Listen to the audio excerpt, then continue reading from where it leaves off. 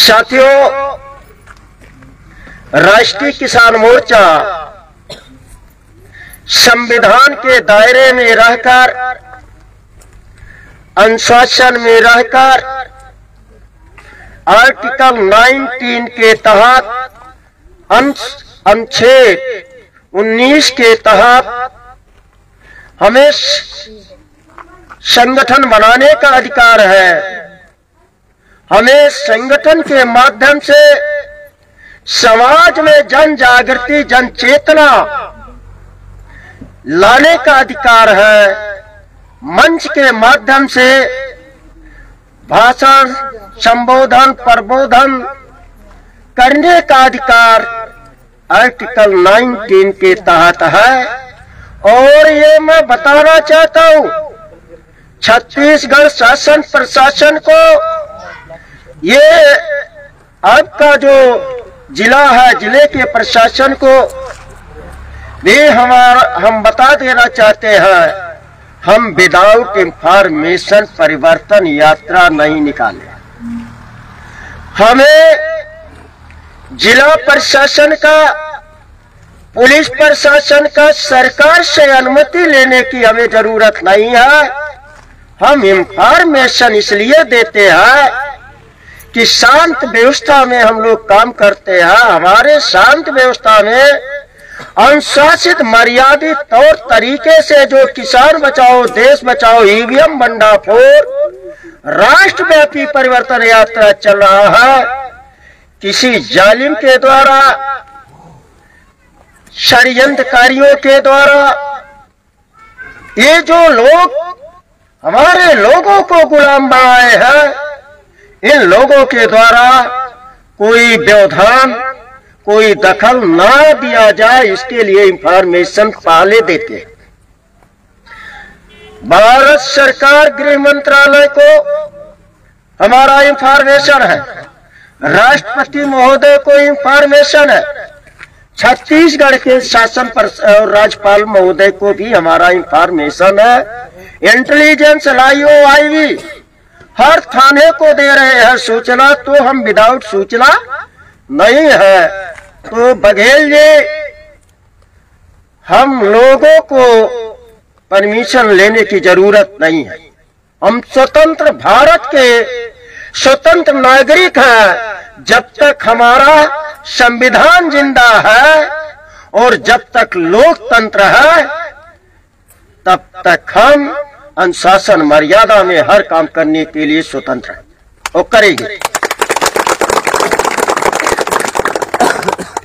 ये देश का किसान खतरे में, देश का मजदूर खतरे में, देश की महिलाएं असुरक्षित हैं, देश के नन्हे मुन्ने बच्चों का किडनैप हो रहा है और लोकतंत्र आज खतरे में है, संविधान खतरे में है। तो क्या बचाने के लिए अब डॉक्टर बाबा साहब अम्बेडकर आएंगे? कौन बचाएगा संविधान को? कौन बचाएगा लोकतंत्र को? लोकतंत्र भी बचाएंगे, संविधान भी बचाएंगे, किसान भी बचाएंगे, देश भी बचाएंगे। 31 दिसंबर 2023 तक अगर ईवीएम मशीन नहीं हटाई गई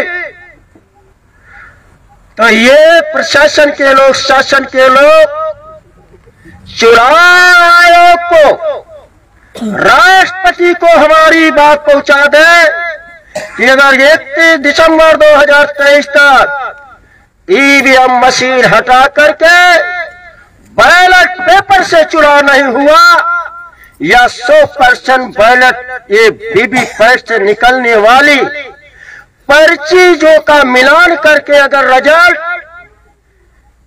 घोषित करने का ये निर्देश जारी करते हैं, तो हम ईवीएम मशीन को रहने देंगे।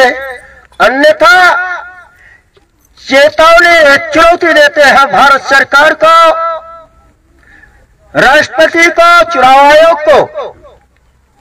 ईवीएम मशीन नहीं हटाया गया, बैलेट पेपर से नहीं चुनाव कराया गया, या वीवीपैट से निकलने वाली पर्ची मिलान करके रिजल्ट नहीं घोषित करने का ये पूरे चुनाव आयोग को आदेश नहीं दिया जाता है। हर जिले के कलेक्टर जो चुनाव अधिकारी होते हैं जिला, उनको आदेश नहीं आता है। तो सरदार चौधरी राम सुरेश वर्मा राष्ट्रीय अध्यक्ष का ऐलान है 2024 के चुनाव के दिन 15 लाख किसानों से ईवीएम मशीन तोड़वा देंगे, रिजल्ट नहीं निकलने देंगे, ईवीएम मशीन को तोड़वा देंगे। दुनिया के विकसित देशों ने जहां से मशीन का निर्माण हुआ, मशीन जहां बनाई गई, एक बार इस्तेमाल हुआ, वहां के बुद्धिजीवी साथियों ने, वहां के एडवोकेट विद्वान वक्ताओं ने, वहां के लोकतंत्र के रखवाले, लोकतंत्र के मताधिकार का प्रयोग करने वाले वोटरों ने संघर्ष करके, आंदोलन करके, कोर्ट कचहरी के माध्यम से ईवीएम मशीन एक बार चुनाव कराने के बाद दुनिया के विकसित देशों में जिन्होंने बताया, जापान, स्पेन, अमेरिका में नहीं चुनाव होता है। भारत विकसित देश नहीं है, भारत विकासशील देश नहीं है, विकसित तो दूर दूर का नाम भी नहीं है। दुनिया के 200 विद्यालयों में भारत का कहीं भी नाम नहीं है। भुखमरी में सबसे टॉप पर भारत है। 175 लाख करोड़ के कर्ज में भारत आज डूबा हुआ है। भारत के ऊपर आज के डेट में 175 लाख करोड़ रुपया कर्ज। प्रति वर्ष भारत 7.5 लाख के लगभग 7.5 लाख करोड़ के लगभग ब्याज भरता है। और ये चड्ढीधारी, ये काली टोपी वाले लोग, संघ के लोग, भाजपा की सरकार संघ के इशारे पर चल रही है। ये लोग कहते हैं हम विश्व गुरु हैं, विश्व गुरु है। इस देश में जो मेहनत करता है, जो खेती में काम करता है, जो लेबरगिरी करता है, उसको कर्ज में रहना पड़ता है। बेटी बेटा की जब शादी करता है किसान, उसके हाथ पीले करते हैं तो कर्ज में डूब जाता है। शादी करते हो घर बेटी बेटियों का, बेटा बेटियों की शादी करते हो तो कर्ज होता है कि नहीं? कर्ज होता है, होता है कि नहीं? आप बैठो, बताओ बैठे हुए लोग, होता है कि नहीं होता है? घर बनवाते हो तो कर्ज होता है कि नहीं होता? होता है। दवा और पढ़ाई इतनी महंगी कर दी गई कि आज हम पढ़ाई और दवाई के लिए भी हमें कर्ज लेना पड़ता है। इसका एक ही मेन कारण है, इस देश में जो हुक्मरान है, इस देश का जो राजा है, वो बेईमान है। उसके अंदर ईमानदारी नाम की चीज नहीं है। मालिक बेईमान है और नौकर ईमानदार खोजता है। जो मालिक बेईमान है, वो चला है नौकर ईमानदार खोजने। ये संभव है क्या? नहीं। बेटी बेटा पैदा हम करें, नाम रखा हुआ पंडित जी। समझ रहे हो बात समझ में आ रही है? बेटा बेटी पैदा हम करें, नाम लगावे पंडित जी। घर द्वार हम बनवावे और गृह प्रवेश करावे पंडित जी। शादी ब्याह करने लायक अपने बेटा बेटियों को पढ़ा लिखा करके नौकरी कराने लायक हम बनावे, बिजनेस कराने लायक हम बनावे, और हर योग्यता अगर लाते हम लोग हैं तो शादी का लगन लगावा पंडित जी। ना हल चलन चले कुदारी, बैठे भोजन दे मुरारी। लगता है अब बात समझ में नहीं आ रहा। आ रहा ना हल चले चले कुदाली और बैठे भोजन दे मुरारी। मुरारी जानते हो कौन है? इस देश का मुरारी, जो ये मेहनत करने वाले आप लोग बैठे हो, आप ही मुरारी हो। कुदाली कौन चलाता है? फावड़ा कौन चलाता है? हल कौन चलाता है? रोपाई कौन करता है धान का? निकाई कटाई कौन करता है? हमारे लोग करते हैं। हम लोग अन्न पैदा करते हैं, तो हमारा कहाँ जाता है? मंदिर में जाता है। जाता है ना? ज्यादा मठों पर जाता है। और वहां कौन बैठा है?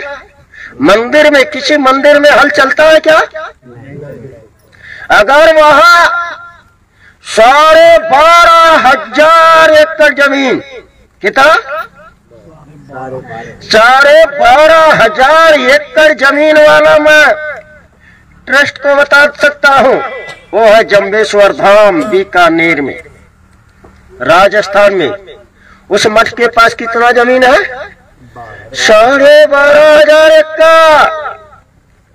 ठाकुर जी के नाम पर देश में तमाम जगह मंदिरों में हजारों एकड़। सारी जमीन तो उन्हीं पेशवाई ब्राह्मणों के पास है, पंडा पुजारियों के पास है, और हम लोग उन्हीं के खेतों में हलवाई करते हैं। और हम लोगों को बेईमान कहते हैं। क्या कहते हैं? बेईमान। बेईमान कौन है? किसान है। बेईमान कौन है? मजदूर है। अबे हरामखोर, तुम लोगों को हम मेहनत करके खिलाते हैं, तुम मुफ्त खोर के लोग। बेईमान तो तुम हो। राष्ट्रपिता ज्योतिराव फुले किसानों के असली नेता, किसानों के असली नेता, शिक्षा के अग्रदूत, सामाजिक क्रांति के प्रणेता राष्ट्रपिता ज्योतिराव फुले ने 1848 में कहा था, ऐ किसान भाइयों, ऐ देश के किसान भाइयों, तेरे दो दुश्मन हैं, एक सेठ जी है, एक भट्ट जी है। सेठ जी का मतलब सेठ साहूकार, हाई कास्ट वाला बनिया, गादी वाला। कौन सा बनिया? यानी जो आज हम गांधी जी को जानते हैं, वो गांधी बनिया थे। तो जब ये बात कहे थे ज्योतिराव फुले, तब गांधी जी पैदा नहीं हुए थे। 1848 में कहे थे, ऐ किसान भाइयों, तेरे दो दुश्मन हैं, एक सेठ जी है, एक भट्ट जी है, एक साहूकार पूंजीपति है, जो आप लोगों का शोषण करता है। कैसे करता है? उन्होंने बताया, सेठ साहूकार सेठ जी डंडी मार है। डंडी मार जानता? घटतौली जानता? डंडी मार का मतलब, आपका अगर अपने हाथ से तराजू से वो तौलता था, तो 1 कुंटल 10 किलो बोरे में डालता था, तो 1 कुंटल बढ़ता था। अगर आज वो बनिया आपको 1 कुंटल तौल कर बताएगा, घर तौलिएगा तो 95 किलो होगा। वो डंडी मार। जहां गन्ना है, गन्ना कंप्यूटर कांटा से तौला जा रहा है। एक टाली गन्ना 40-45 कुंटल का टाली पर 6 कुंटल मार देता है। तो ज्योतिराव फुले वो 1848 में कहे थे, ये डंडी मार है। और क्या कहे थे? ये मिलावट खोर है। क्या कहते हैं? मिलावट खोर है। ये देते हैं किसान शुद्ध माल, किसान चाहते हैं शुद्ध माल, मगर ये किसानों को उनके भाइयों को मिलावट करके मुनाफा अधिक लेता है, ये मिलावट करता है। तेल में मिलावट, खाद में मिलावट। अभी मैं कल से यहाँ आया हूँ, तमाम जगह सुना 1800-1900 की डाई हम खरीदे और डाई मुझे सही नहीं मिला, डुप्लीकेटिंग डाई मिला। तमाम किसान बताए कल डुप्लीकेट खाद आज ही सुबह मीटिंग में बताए। तो वो मिलावट करता है और क्या है, मूतखोर है। मूतखोर मतलब पैसा नहीं लगाया, आया हमारे घर से उधारी माल लेकर गया और बेच करके कभी थोड़ा दिया, कभी उससे ज्यादा दिया, कई किस्त में हमको बेच करके देता है, तो मुफ्त में धंधा करता है। ये आपके दुश्मन है, ऐसा ज्योतिराव फुले कहते, इनसे सावधान रहना है। और क्या कहा, ये भट्ट जी, ब्राह्मण जी, पंडित जी अंधविश्वास पाखंड फैला करके साइड बताते हैं। हमारे लोग क्या करते हैं, पंडित जी बता दो कि पानी कितने नीचे कितनी गहराई पर है, पानी का बता दो कहाँ निकलेगा, पूछने जाते हैं ना। अगर ट्यूबवेल लगाना है तो बगैर पूछे पंडित जी का कोई बोरिंग कराने वाला, और पंडित जी को मालूम ही नहीं, वो विद्या पढ़े ही नहीं है। यानी विज्ञान से दुनिया की तरक्की होती है और ये पोंगा पंडिताई करके हम लोगों को फंसाते हैं। अगर वेद ही विज्ञान है, ब्राह्मण कहते हैं कि वेद ही विज्ञान है, अबे वेद ही विज्ञान है तो अमेरिका अपने बच्चों को MBBS कराने क्यों भेजते हो, रशिया क्यों भेजते हो, जर्मन क्यों भेजते हो, इंजीनियरिंग करने क्यों भेजते हो, IIT करने क्यों भेजते हो, वकालत करने के लिए लंदन इधर उधर क्यों भेजते हो, LLM के लिए। अरे वेद ही विज्ञान है तो वेद पढ़ा। हमारे लोगों को बेवकूफ बनाने का ये लोग दो, और यही दोनों लोगों की गठबंधन की वर्तमान में सरकार चल रही है। मोदी जी ने क्या कहा था, बहुत हुआ किसानों पर अत्याचार, क्या बोले थे, बहुत हुआ किसानों पर अत्याचार, अब की बार भाजपा सरकार। हमारे लोग केंद्र में भाजपा सरकार 14 में लाए। 26 मई 2014 को मोदी जी ने शपथ लिया, और जब शपथ लिए जो जो कहे थे एक भी पूरा नहीं किए, बल्कि कांग्रेस ने जो 56 साल में नहीं मारा था वो डायनामिक सिस्टम से इतने ही साल में सत्यानाश कर दिया। मोदी जी ने कहा था हम देश को बचाएंगे, हम देश नहीं बिकने देंगे, लेकिन अब कह रहे हैं हम देश बचने ही नहीं देंगे। मोदी तुम्हारी औकात नहीं है, अब देश को बेच सकते हो। राष्ट्रीय किसान मोर्चा स्टैंड ले लिया है, स्टैंड ले लिया है। तुम झूठ बोले थे जनधन खाता खुलवाएंगे, हर खाते में 15 से 16 लाख रुपए डलवाएंगे। किसी के खाते में यहाँ बैठे लोग हैं 15 लाख आया क्या? तुम्हारे खाते में आया? आ क्या रहा जानते हो? घर घर गैस चूल्हा बांध रहे अंगीठी, चुनाव आ रहा है, और क्या फ्री का राशन और लच्छेदार भाषण।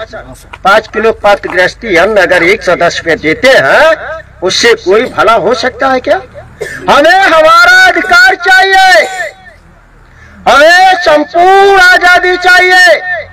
संपूर्ण आजादी में सत्ता और संपत्ति बोनस में मिलेगी। हम संपूर्ण आजादी के लिए ये परिवर्तन यात्रा निकाले। हमारी लड़ाई सत्ता और संपत्ति की नहीं है, हमारी लड़ाई संपूर्ण आजादी की है। संपूर्ण आजादी में सत्ता और संपत्ति बोनस में मिलेगी। और ये क्या बोले, आपदा में अवसर है, आपदा में अवसर है। मोदी जी, आपदा में अवसर तुम्हारे बाप की बपौती मोहन भागवत की नहीं है। आपदा में अगर तुम्हारी अवसर, तुम अवसर बता रहे हो हमारे किसानों को मारने के लिए 3 काले कानून बनाए थे ना, यही आपदा में अवसर था। 5 जून 2020 को अध्यादेश मेंबर ऑफ पार्लियामेंट में लाए और सितंबर माह में कानून बना दिए। आपदा में संसद बंद है, सदस्य लोकसभा के सदस्य नहीं आए, फिर भी कानून 3 किसान के विरोध में बन गए। और क्या बना दिए, 29 लेबर एक्ट संशोधन कर दिए। 29 लेबर एक्ट में संशोधन करके पर्यावरण का कानून बनाए और हमारे बच्चों को, मजदूरों और किसान गरीबों के बच्चों को मारने के लिए, यानी उनकी नस्ल खत्म करने के लिए न्यू एजुकेशन पॉलिसी लाए। 4 कानून बना करके सत्यानाश करने के लिए एक कानून लाए। हम लोग बैठे नहीं थे। किसानों ने दिल्ली के चारों बॉर्डरों को घेर लिया था। आप लोग जानते हो 26 नवंबर से 2020 से 2 सेल्सियस पर दिल्ली के 6 बॉर्डरों को घेर लिया था। गाजीपुर बॉर्डर, ताजा बॉर्डर, टिकरी बॉर्डर और सिंघू बॉर्डर, दिल्ली जयपुर हाईवे, सारे बॉर्डरों को जाम कर लिए। वो बैठ गए। मोदी को आगे ना बढ़े। मोदी ने ऐसा कील काटा ठोकवाया कि जब ये आंदोलन 13 महीने के बाद 750 किसानों को मौत गई, कानून वापस लेना पड़ा। नाक रगड़ करके मोदी को कानून वापस करा करके दिल्ली से मैं लौटा था। वो दिन था 11 दिसंबर 2021 था। तो मोदी जी, तुम्हारी औकात चुनाव जीतने की नहीं है। यूपीए एनडीए का आज औकात नहीं है कि वो अपने बलबूते चुनाव जीत ले। कांग्रेस के ब्राह्मणों, भाजपा के ब्राह्मणों, चड्ढीधारी संघियों, तुम्हारी हर चुनौती हमारे बाप दादाओं ने, फूले साहू, डॉक्टर बाबा साहब अम्बेडकर ने स्वीकार करके तुम्हें चुनौती दिया है। और अब तुम लोगों की पोल पट्टी खुल गई है। तुम इस देश के रहने वाले नहीं हो, विदेशी हो। अंग्रेजों को तुम लोगों ने, तुम्हारे पुरखे पूर्वजों ने इसलिए भगाया कि अंग्रेज विदेशी था। अंग्रेजों को क्यों भगाए? कि अंग्रेज विदेशी है और कोई विदेशी किसी देश में रह सकता है, खा सकता है। जैसे हमारे लोग वीजा पासपोर्ट से दुनिया के तमाम देशों में जाते हैं, कमाते खाते हैं, लेकिन राज सत्ता में हस्तक्षेप करने का अधिकार किसी को नहीं है। तो ब्राह्मण इस देश का रहने वाला नहीं है, मूल निवासी नहीं है, विदेशी है। इसलिए भारत के हर पिलरों से उन्हें हम लोग हटाए गए और अपनी आजादी लाए गए। इस देश का हमारा मूल निवासी हुक्मरान बनेगा। गांव से लेकर के राष्ट्रपति तक हमारे लोग स्थापित हो गए।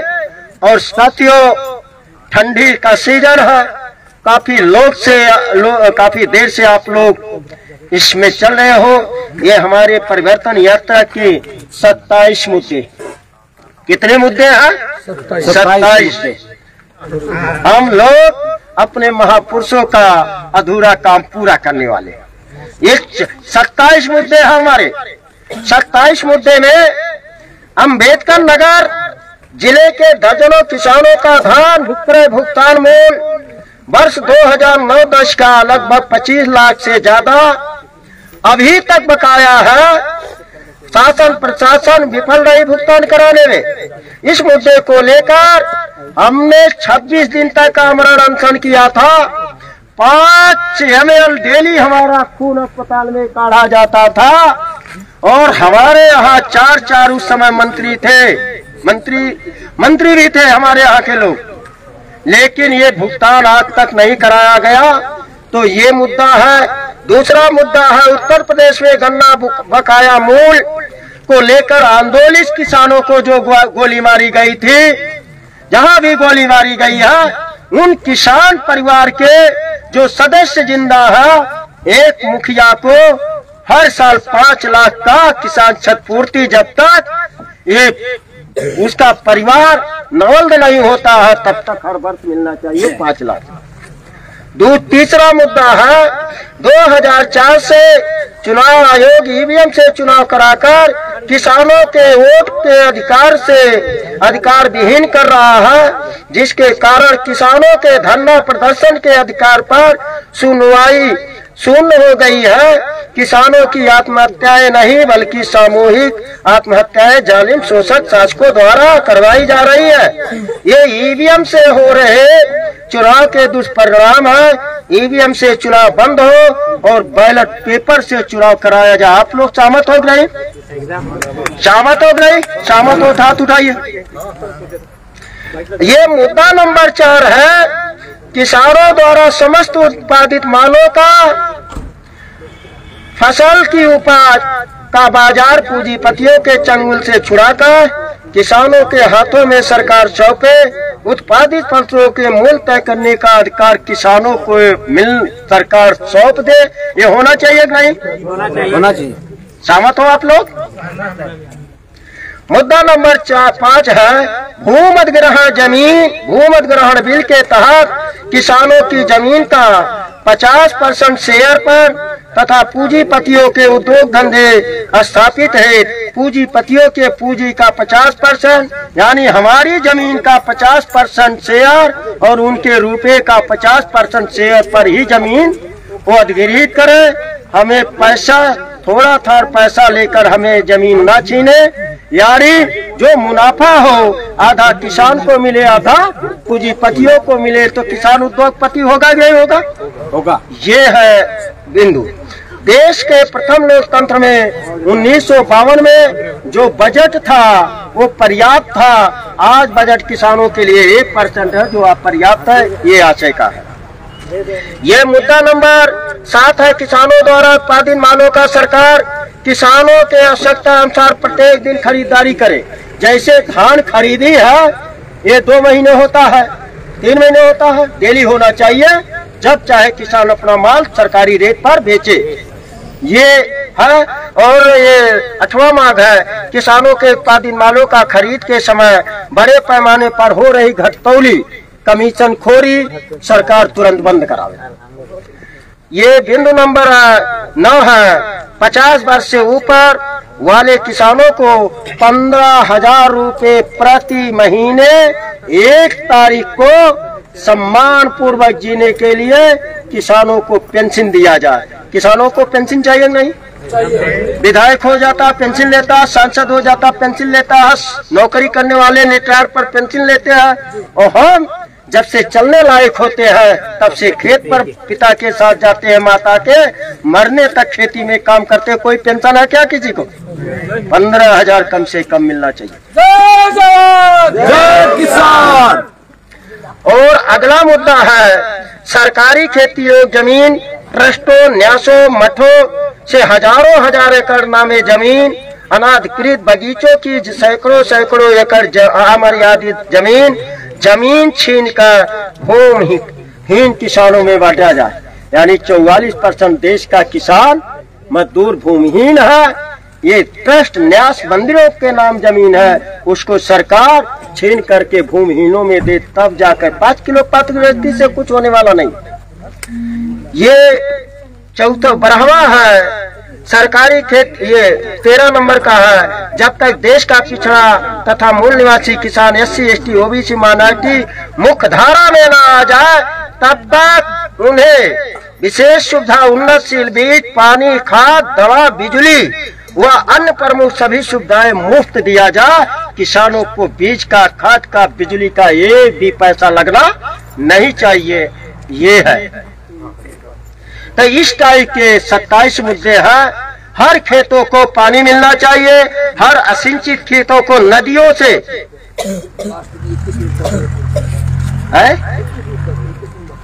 21 नंबर का अनुसूची 5वीं 6वीं तत्काल प्रभाव से लागू कर आदिवासी को, किसानों को जल जंगल जमीन से बेदखली का कार्यक्रम सरकार तत्काल प्रभाव से बंद करे। यानी आदिवासी का जमीन गैर आदिवासी नहीं ले सकता है। जल जंगल जमीन से जब तक अनुसूची 5(6) है, आदिवासी को बेदखल करने का राइट सरकार को नहीं है। स्वायत्त शासन लागू है।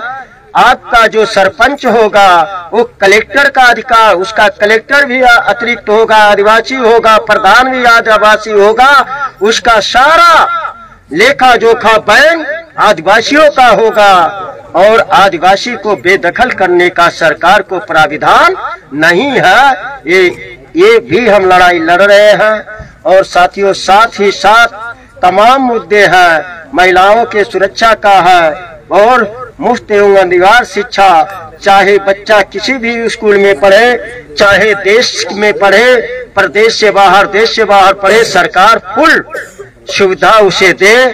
फ्री ऑफ कास्ट प्राइमरी में केवल नहीं, ये तमाम मुद्दे हैं। इसके लिए हम लोग ये आंदोलन करने के लिए 6 लाख गांव में जा रहे हैं। हमारा मकसद जन आंदोलन है, जन क्रांति है। अगर सरकार लोकतंत्र की हत्या करना चाहती है तो आने वाले समय में हम 115 लाख किसानों को तैयार कर रहे हैं। फिर हम बता रहे हैं 15 लाख ईवीएम मशीन तोड़वा देंगे, ना रहेगी बांस, ना बजेगी बांसुरी। 2024 में भाजपा की सरकार, ब्राह्मणों की सरकार नहीं बनने देंगे। सरकार बनेगी अब उसके बाद अपनी मूल निवासियों का। आप लोग सहमत हो? तुम मुझे मुट्ठी भर अनाज एवं समय दो, हम तुम्हें 90% भूमि एवं संपूर्ण आजादी देंगे। इन जालिमों से जमीन छिनवा करके अपने मूल निवासियों में बांटने का काम करेंगे।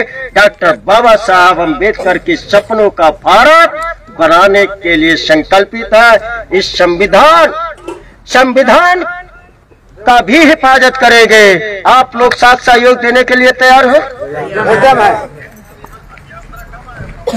तो देखो भाई, फ्री में ब्राह्मण आजाद हो रहा, मगर हम लोग गुलामी फ्री में आजाद नहीं हो पाएंगे।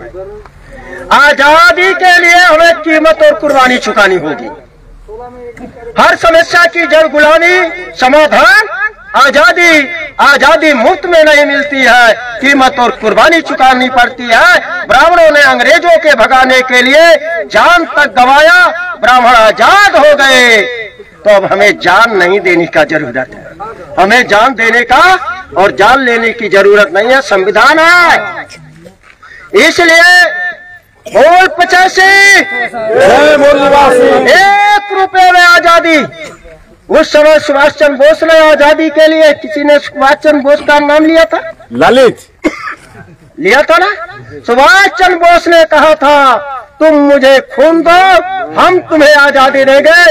लेकिन हमने कहा खून हमारे लोगों के पास है ही नहीं, तो देंगे कहां से? तो हमने कहा तुम मुझे मुट्ठी भर अनाज एवं समय दो, हम तुम्हें 90% भूमि एवं संपूर्ण आजादी देंगे। यानी जो पैदा करते हैं, हर प्रत्येक घर की महिला पुरुष अपने घर एक मुट्ठी अनाज निकालेगा। एक मुट्ठी अनाज के ढेर में टाटा, बिरला, अडानी, अंबानी, सोनिया गांधी, मेनका गांधी, राहुल गांधी, वरुण गांधी, इधर का भाजपा, इधर का ब्राह्मण, उधर का ब्राह्मण, संघ का ब्राह्मण, सारे लोगों को आप लोगों के एक एक मुट्ठी अनाज के ढेर में ऐसा दबूंगा कि कभी भी निकल नहीं पाएगा। ये है ताकत आपके अन्न की।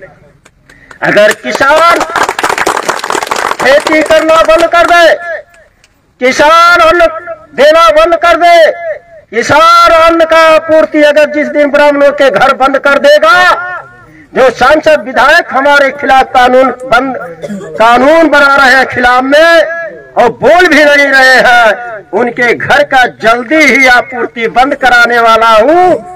या तो ब्राह्मण ये शोषण करना बंद कर दे, सबको संख्या के आधार में हर हिस्सेदारी दे दे, अन्यथा उन्हें सत्ता छोड़कर जाना होगा। इसकी तैयारी कर रहा हूँ। बोल 85 फुकनी से फुकनी से थूकने से फूकने से गाजा से बीड़ी, गाजा बीड़ी चिलम है ना, सिगरेट स्मगलर जो जलाता है, हम पीते हैं तो जलता है ना, कलेजा कलेजा जलता, लोग मरते हैं, जल करके मर जाते हैं, बर्बादी होता है शरीर का, परिवार का, देश का, रुपये पैसे का। इससे बचा करके थुकनी फुकनी से। और थुकनी क्या है? गुटखा, पान मसाला, सुरती, तंबाकू, तमाम चीज लोग खाते हैं तो उसमें कैंसर होता है, दांतों में कैंसर हो रहे हैं, मर जा रहे हैं। तो ये थुकनी फुकनी, गांजा, बीड़ी, कोकीन, मार्फिन, ताड़ी, शराब जो नशा करता है अपने परिवार का, देश का, समाज का, इससे बचा करके अगर एक एक रुपया दोगे तो हमारी संख्या इस देश में कितनी है? 110 करोड़। पूरी population near about 140 crore. 110 crore से ज्यादा हम लोग हैं, तो 10 करोड़ बट्टा डाल दो, बचा कितना? 100 करोड़। 100 करोड़ है, बट्टा डाल दो, जबकि अब 110 है। अगर एक एक रुपया डेली आप लोग अपने आजादी के लिए देंगे तो कितना होगा? 100 करोड़। एक दिन में कितना होगा? 100 करोड़। और 30 दिन में कितना होगा? 300 करोड़। और इंटू 365 दिन में बहुत होगा। अमेरिका से अच्छा अस्पताल यही खुल सकता है, अमेरिका से, रशिया से अच्छा विद्यालय आपके यहाँ खुल सकता है, आपके पैसे थे तो। बोल 85 हमें लगता है समझ में नहीं आया ये बात। जहर मुफ्त में मिलता है क्या? अगर कोई मरना चाहता है, मरना कोई नहीं चाहता है, लेकिन जब विपत में पड़ जाता है, टेंशन तनाव में, तो जहर खा करके मर जाता, सुसाइड करता। तो जहर खाने के लिए जब दुकान पर जाता है जहर लेने, तो फ्री मिलता है क्या? नहीं। जहर फ्री में नहीं मिलता है तो आजादी में फ्री में मिलेगी क्या? नहीं। तो बचाने के लिए ये आंदोलन है।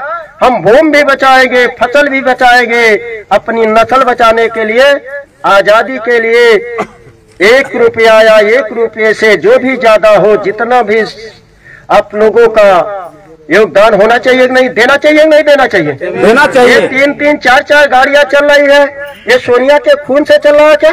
नहीं। ये मेनका के खून से चल रहा है? राहुल गांधी, वरुण गांधी, मोहन भागवत, मोदी जी, जेपी नड्डा, ये जितने भी जालिम हैं इनके खून से चल रहा है क्या? नहीं।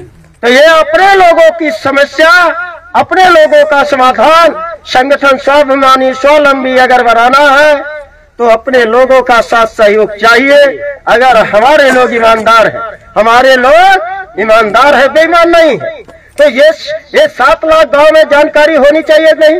ये 7 लाख में कार्यक्रम होना चाहिए नहीं? होना चाहिए। होना चाहिए ना? तो इसके लिए खर्चा कौन चुकाएगा? हम लोग कौन चुकाएगा? हम ही लोगों को चुकाना होगा ना भाई। बोल 85 1 रुपये में आजादी। हमने अपना ये गमछा बिछाया था गुजरात में, अहमदनगर में, वहाँ के लोगों ने 72,000 रुपया दिया था।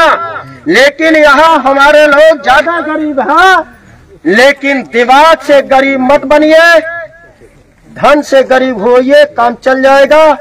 1 रुपया 2 रुपया 10 पैसे के लिए हमारे लोग गरीब नहीं है। बोल 85 1 रुपये में आजादी वहाँ बिछाइए, जिनसे जो भी संभव हो, 1 रुपया 2 रुपया जो भी संभव हो सबको देना चाहिए।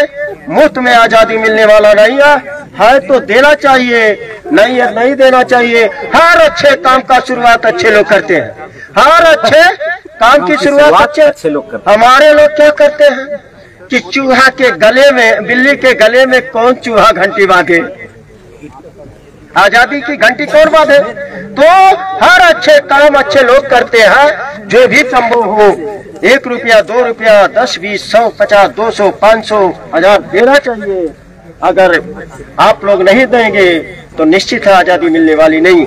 बोल 85 लेकिन साहू जी को लग रहा है कि आजादी के लिए देना चाहिए, उधर 100 रुपया इधर 100 रुपया आप सभी लोगों के तरफ से आ रहा, आपके द्वारा आ रहा है 500 रुपया। नहीं इधर फोटो खींचिए, रुकिए भाई फोटो खींचे, फोटो इधर भी आप लोगों के द्वारा ये दिया जा रहा है, सारे लोगों को देना चाहिए। नहीं है तो नहीं है तो देना चाहिए और सबको देना चाहिए। ये आजादी का आंदोलन छिड़ चुका है, महिलाओं के तरफ से इन लोगों को भी लग रहा है कि हमें भी देना चाहिए, सारे लोग दे रहे हैं, देना चाहिए।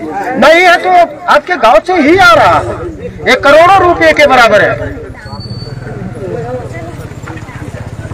चलिए फटाफट देर हो गया, अभी हाँ आप लोगों का ये काउंटिंग हो जाएगा कितना आया सब लोगों की है, सब लोग के पास। सर ये संविधान का उधर भी बुक भी रखा हुआ है, जिसको भी निकालना है संविधान का बुक। अच्छा ये संविधान का बुक है, ये जिनको भी लेना हो उसका जो सहयोग राशि है वो दे करके ले सकते हैं, पढ़ना चाहिए। गीता रामायण सबके घर है, संविधान नहीं है, हर घर में संविधान होता है। संविधान ही रक्षा करेगा आप लोगों का, संविधान ही आप लोगों के घर में नौकरी देगा, संविधान ही जमीन देगा, संविधान ही महिलाओं की रक्षा करेगा। तो संविधान पढ़ना चाहिए और इसको पढ़ करके इसका उपयोग करना चाहिए। धन्यवाद। कर्मचारी